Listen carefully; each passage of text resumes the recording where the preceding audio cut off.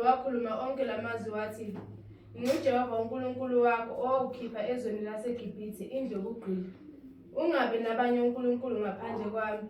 Ungazenzeli izithombe ezibaziweyo, namfanekiso wokusezulwini ngaphezulu, nowokusemanzini phansi komhlaba. Ungazikhothameli, ungazikhonzi, ngokuba mina Jehova uNkulunkulu wakho nguNkulunkulu onomhawu, ngihambela ububi bawoyise kubantwana kuso isizukulwane sesithathu nesesine sabangizondayo.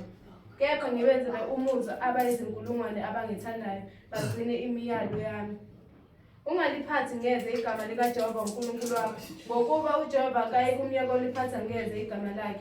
Khumbula usuku lweSabatha olungcwele.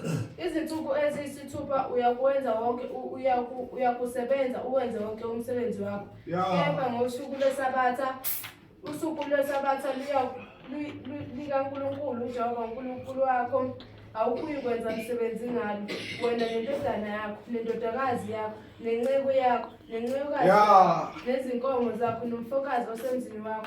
Ngokuba ngezinsuku eziyisithupha uJehova wenza izulu nomhlaba nolwandle nakho konke okukho, waphumula ngosuku lwesikhombisa. Ngalokho uJehova walibusisa usuku lweSabatha walungcolisa. Yazisa uyihlo nonyoko ukuze izinsuku zakho zibe zinde ezweni uJehova uNkulunkulu wakho akunike lona. Ungabulali, ungaphingi, ungebi, ungafakazi amanga amakhelwane wakho, ungafisi indlu yomakhelwane wakho, ungafisi umfazi womakhelwane wakho, nenceku yakhe, nencekukazi yakhe, nenkabi yakhe, nembongolo yakhe, nokunye kukamakhelwane wakho. Amen. Amen. Amen.